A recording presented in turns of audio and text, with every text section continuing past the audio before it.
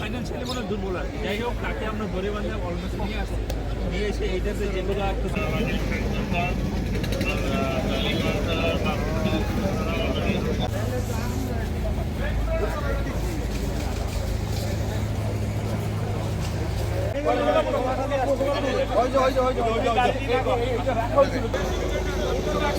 শিবলু ভাই পিছে টান দেন মাথাটাই বাজাইতেছে। পিছে বাইরা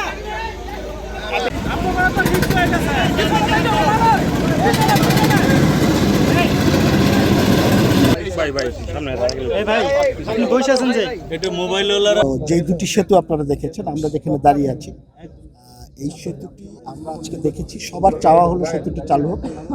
আমাদের প্রত্যাশা এবং আমরা খুবই আশাবাদী যে আজকের দিন থেকে আগামী বছরের এই দিনে এই সেতু দিয়ে আমরা ইনশাল্লাহ চলাফেরা করতে পারবো। আলহামদুলিল্লাহ।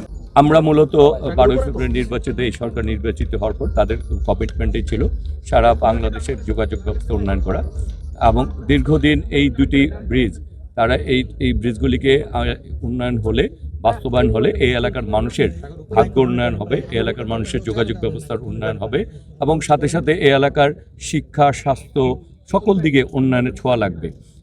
একটি চক্রান্ত ষড়যন্ত্রকারী মহল কোনো না কোনোভাবে চাচ্ছিল এ এলাকার যাতে উন্নয়ন না হয়, কিন্তু আমরা যেহেতু জনগণের ভোটে নির্বাচিত সরকার, আমাদের মাননীয় প্রধানমন্ত্রী সারাক্ষণ ছুটে চলছেন যে বাংলাদেশে উন্নয়ন করার জন্য, আমরাও চাই উন্নয়ন করার জন্য। আমরা প্রতিটি অসমাপ্ত কাজকে সমাপ্ত করতে চাই, নতুনভাবে উন্নয়ন করতে চাই, এবং সেই কারণেই আজকে আমরা সবাই এখানে ছুটে আসা। এই এলাকার মানুষের দীর্ঘদিন দাবি হচ্ছে এই দুইটি ব্রিজকে বাস্তবায়ন করা, যে কারণে ওইখানে এলজিডি মন্ত্রণালয়ের লোকজন ছিলেন, ওই এলাকার 2 এমপি এস এম জাহাঙ্গীর সাহেব উপস্থিত ছিলেন।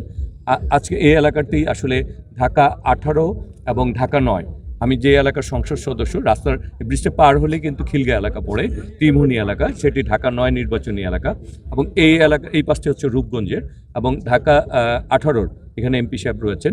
এখানে আমরা চাই অসমাপ্ত কাজগুলি সমাপ্ত করে দ্রুত বাস্তবায়ন করে এলাকার মানুষের দুর্ভোগ লাঘব করুন।